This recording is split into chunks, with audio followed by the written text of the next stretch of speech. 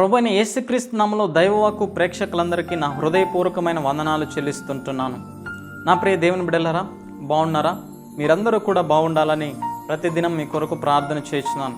ఈ దినము దైవవాక్కు యెషయా గ్రంథం 65వ అధ్యాయము 2వ వచనం. తమ ఆలోచనలను అనుసరించి చెడు మార్గం నడుచుకొనుచు లోబడనొల్లని ప్రజల వైపు దినమంతా నా చేతులు చాపుచున్నాను. ఆ దేవాది దేవుడు మన పట్ల కనికరాన్ని చూపిస్తూ ఇప్పటి వరకు కూడా మనల్ని దేవుడు సజీవంగా ఉంచాడు. కారణం ఏంటంటే దేవుడు మనల్ని ఎంతగానో ప్రేమిస్తూ ఉన్నాడు. ఆయన ప్రేమ వర్ణింపలేనిది. ఆయన ప్రేమను దేనితో కూడా మనం పోల్చలేం. కాబట్టి దేవుడు ఈరోజు మనతో మాట్లాడుతున్నాడు. ఈరోజు చాలామంది వారికి ఇష్టం వచ్చినటువంటి త్రోవలో, వారు కోరుకున్నటువంటి జీవితం, వారి ఇష్టకరంగా తన జీవితాలను, వాళ్ళ మార్గాలను అనుసరించి నడుచుకుంటున్నారు. కాబట్టి దేవుడు ఏమంటున్నాడంటే, లోబడనొల్లని ప్రజల వైపు అంటున్నాడు. నీ జీవితంలో ఉన్నతమైన స్థానానికి తీసుకెళ్లాలనేది దేవుని యొక్క ఆకాంక్ష, దేవుని యొక్క ప్రణాళిక. నీ పట్ల నీకున్న ఆలోచన కంటే నీ పట్ల దేవునికున్న ఆలోచన చాలా గొప్పది. ఈరోజు మనుషుడు ఏమనుకుంటున్నాడంటే, అంతా నా ఇష్టం, నా జీవితం అని అనుకుంటాడు. అది ఎన్నటికీ కూడా తప్పండి. ఎందుకంటే దేవుడు అంటాడు, నీకున్న ఆలోచనలు అనుసరించి నువ్వు చెడు మార్గంలో నడుస్తున్నావు.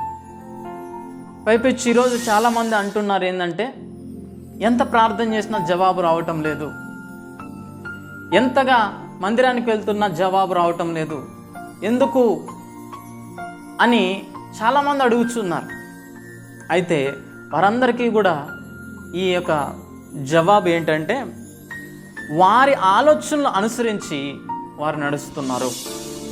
దేవుని యొక్క చిత్తం తెలియకుండా, దేవుని యొక్క సంకల్పం ఏంటో ఎరగక, దేవుని యొక్క ఉద్దేశం ఏంటో ఎరగక, నీ ఇష్టం వచ్చినంత వరకు నువ్వు జీవిస్తే నీ జీవితంలో నీకు నెమ్మది ఉండదు, నీ జీవితంలో నీకు మనశ్శాంతి ఉండదు, నీ కుటుంబంలో సమాధానం ఉండదు.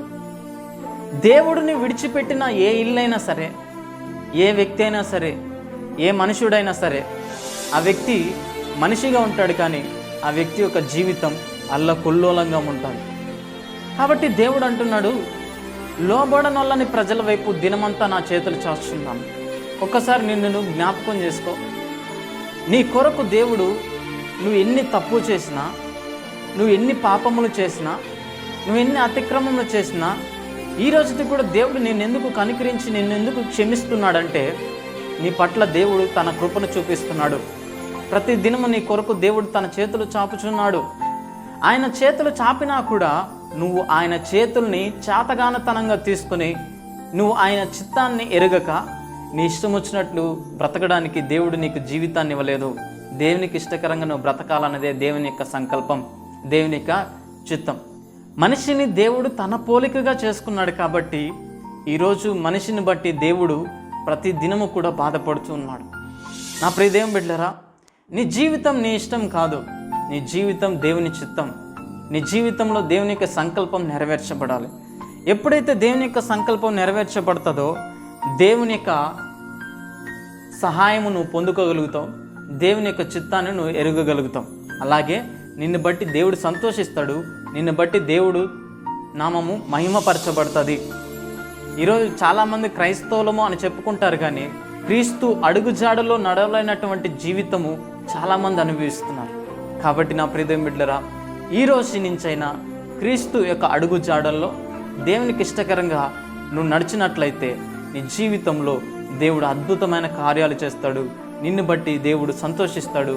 నీ జీవితాన్ని దేవుడు అత్యధికంగా ఆశీర్వదించబోతున్నాడు. ఆమేన్. ఈ మాటలు దేవుడు దీవించును గాక. ప్రార్థన చేసుకుంటాం. పరిశుద్ధుడా, మీకు వందనాలు, సర్వోన్నతుడా మీకే స్తోత్రాలు చేస్తున్నాం తండ్రి. నాయన ప్రభువా, ఈరోజు మాతో సూటిగా స్పష్టంగా మాట్లాడినందుకు మీకు వందనాలు చేస్తున్నాం. నిజమే, మా ఆలోచనలు అనుసరించి మా మార్గంలో చెడిపోయాయి. మా జీవితంలో నెమ్మది లేక, మనశ్శాంతి లేక, సమాధానం లేక మా జీవితాన్ని ఈ రోజుకి కూడా మేము అర్థం కాని అయోమకరమైన పరిస్థితి గుండా మేము జీవిస్తున్నాం. ఈరోజు దైవ వాక్కు చేత మాతో సూటిగా మాట్లాడినందుకు మీకు వందనాలు. నిన్ను మేము అనుసరించి ఇది మొదలుకొని నీ బిడ్డలుగా నీకు సాక్షార్థమైన జీవితాన్ని మేము పొందుకొట్టకు మీరే సహాయం చేసి మీ నామానికి మహిమ తెచ్చుకోమని వేడుకుంటున్నాం. ఎవరైతే ప్రార్థనలు ఏకీభిస్తున్నారో వారందరినీ కూడా దీవించండి, వాళ్ళ మార్గాల్లో తోడుగా ఉండండి. వారందరికీ దినమంతా కూడా వారి చుట్టూ, వారి కుటుంబాల చుట్టూ మీరే కంచి వేసే క్షేమాభివృద్ధి దయచేసి మహిమ ఘనత ప్రభావాలు మీరే పొందుకున్నామని యేసుక్రీస్తు నామంలో అడిగి ప్రార్థన చేస్తున్నాము తండ్రి. ఆమేన్.